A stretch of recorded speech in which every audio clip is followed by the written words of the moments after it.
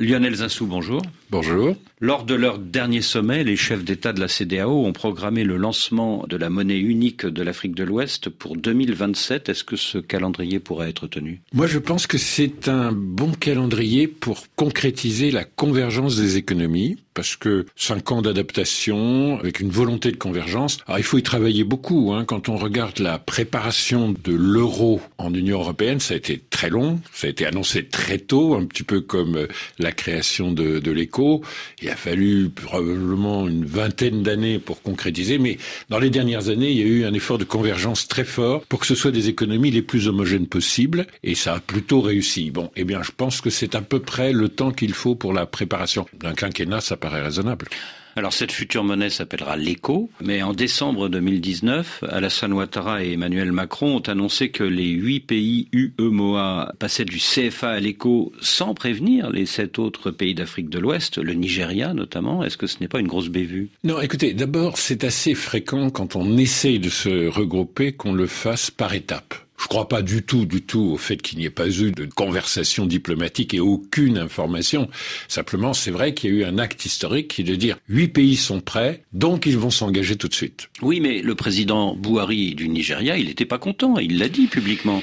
Oui, mais si vous voulez, la construction d'une monnaie, ça touche à des éléments vraiment essentiels de la compétitivité des pays, de leur capacité de croissance, et donc c'est toujours un peu complexe et il y a toujours des débats assez forts. Le Nigeria pose un problème particulier par rapport à la question de la création d'une monnaie commune de la CEDEAO, puisqu'il représente un poids très important et une économie différente des autres. Vous avez vu que lorsque ça a été annoncé en décembre 2019, le Ghana a été très positif sur le fait que les 8 pays de l'UEMOA prenaient le nom d'éco et allaient plus vite que les autres. Et le Nigeria a été négatif. Oui, le Nigeria a une position différente. Le Ghana, la Guinée, etc., ce sont des pays très proches du pays de l'UEMOA qui ont la vocation à rentrer assez vite dans le système de l'éco. Mais le Nigeria a un sujet particulier, c'est qu'il n'a pas la même conjoncture, car c'est un pays pétrolier. Quand le pétrole monte, le Nigeria va beaucoup mieux et l'UEMOA va beaucoup moins bien, parce qu'elle n'est pas productrice,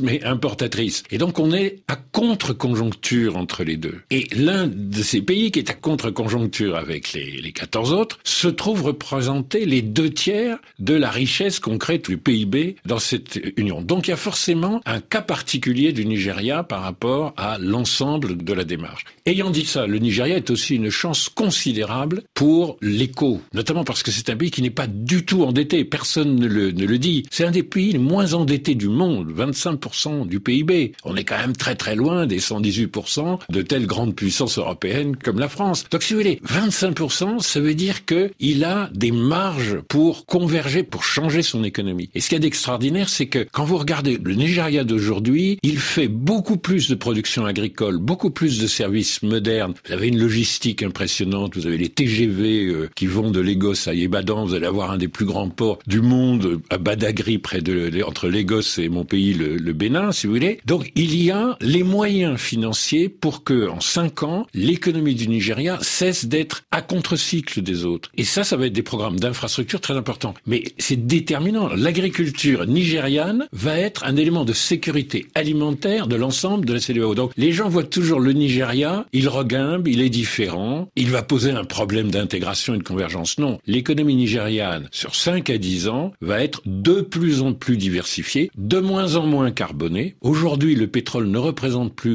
et le gaz que 18% du PIB, alors que l'agriculture qui, il y a 7 ans, était à 18% et maintenant à 25% du PIB. Il y a une révolution agricole et une révolution industrielle au Nigeria qui est un atout énorme de la CEDEAO. Donc, mais en même temps, il y a beaucoup plus d'inflation au Nigeria que dans les pays oui, UEMOA. Parce que quand vous avez une monnaie qui ne recueille pas la confiance des habitants au même titre qu'une monnaie qui a un long passé de stabilité, votre monnaie se dévalorise et la conséquence immédiate, c'est l'inflation. Donc c'est vrai que le mois dernier, on a constaté que l'inflation au Nigeria était de 17% par rapport au même mois de l'an dernier. Donc oui, c'est vrai que ça, c'est un des sujets d'avoir une monnaie qui n'est pas une monnaie avec un long historique de stabilité. Il se trouve que le franc CFA a un long historique de stabilité. Mais en général, ce que vous avez dans les périodes comme cela intermédiaires, c'est ce qu'on appelait un serpent monétaire, c'est-à-dire une espèce de zone plus 5%, moins 5% autour d'une parité qu'on a définie entre les monnaies qui vont s'allier, qui vont s'unir. Donc ce serait raisonnable qu'on ait exactement la même chose, c'est-à-dire au fil des années, d'ici 2027, qu'on fasse tous les efforts pour que la différence cours de change entre le franc CFA, le cedi ghanéen, le naira du Nigeria soit raisonnable au lieu d'avoir des écarts de 25% par an. Bon, ça c'est important pour la convergence et on a observé que ça a bien fonctionné dans la constitution de l'euro. Vu le poids économique du Nigeria, est-ce que le futur écho des 15 ne risque pas de devenir une sorte de super naira du nom de la monnaie du Nigeria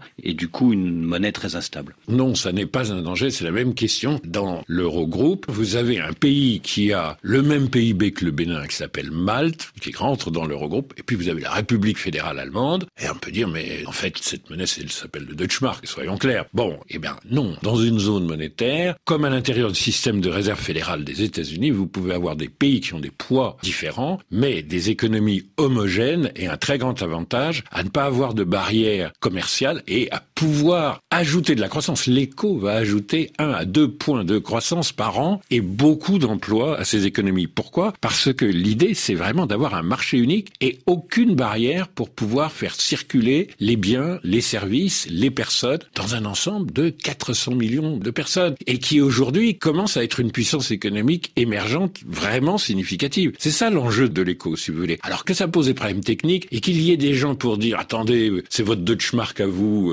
le Naira », moi je considère que ça n'a pas d'importance. Les gens raisonnent en statique. Le Nigeria, dans 7 ans, c'est comme le Bénin dans 7 ans, ils se ressembleront pas à ce qu'ils sont aujourd'hui. Ce sont des pays plus industrialisés, assez largement décarbonés, très forts en matière agricole parce qu'il y a une vraie dynamique, mais avec des transformations industrielles des produits agricoles. Tout ça est écrit, ça sera donc pas le même ensemble. Et donc, moi, je pense qu'il ne faut pas dire « Nous allons nous acheter le Naira de 2021 ». Nous allons fusionner le Naira, le cedi, le CFA, etc. de 2027. Et je vous assure qu'en 2027, l'Afrique de l'Ouest ne ressemblera pas. C'est pas de la statique comparative, c'est de la dynamique. Et le Nigeria fait partie de ce qui change le plus vite. Le Nigeria n'est pas endetté, il a beaucoup de marge de manœuvre pour financer des changements majeurs. Lionel Zinsou, vous êtes l'ancien Premier ministre du Bénin et vous avez affronté Patrice Talon au 2e tour de 2016. Qu'est-ce que vous pensez des conditions dans lesquelles le président Talon a été réélu en avril dernier? Écoutez, moi je pense que c'est important, notamment quand on a été candidat à une élection présidentielle et qu'on n'a pas été élu, de garder une réserve que beaucoup de gens qui sont dans cette position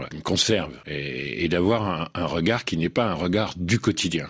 Moi, je l'ai dit après les élections législatives qui posaient les mêmes problèmes de liberté publique, les mêmes problèmes quant à l'état de droit au Bénin. J'avais dit tout ceci doit se transcender par une réconciliation. Tout ceci, et ça, c'est directement en lien avec le sujet que vous venez de traiter. On est en train de faire une construction qui est en train de faire de notre région quelque chose d'émergent de façon très vigoureuse. Je veux que mon pays soit le plus fort possible pour ça. Et d'ailleurs, parfois l'opposition me reproche de dire quand le Bénin fait des progrès économiques, eh bien, la signature du Bénin vaut de plus en plus cher. Donc, il y a un patriotisme économique dont je ne me départirai pas. Mais dans le domaine politique, il y a évidemment des situations que je regrette. Et je parle pas du tout de la mienne. Je parle de celle des gens qui sont malheureusement et innocents et pourtant dans des geôles. Eh bien, évidemment, il y a des situations que je regrette. Mais je pense que la solution est d'aller le plus possible vers la conciliation. Il y a bien des pays qui ont dominé, par exemple le nôtre, au moment de la conférence nationale, des situations bien plus envenimées. Nous étions dans un pays où on est sorti par une conférence nationale qui a été imitée dans beaucoup d'autres pays de quelque chose qui était un affrontement de systèmes idéologiques. Et on est passé d'un non-état de droit à un véritable état de droit et une démocratie, dans un consensus très large. Je pense que le génie du Bénin peut très bien se retrouver dans quelque chose qui ressemble à un vrai effort de réconciliation et d'union nationale. Voilà, c'est le message que je veux faire passer, parce que la situation d'aujourd'hui n'est pas une situation stable. Et moi, j'ai besoin, comme tous les Béninois, que mon pays soit le plus fort possible et utilise les ressources de toutes ses forces économiques et politiques. Monsieur le Premier ministre, merci.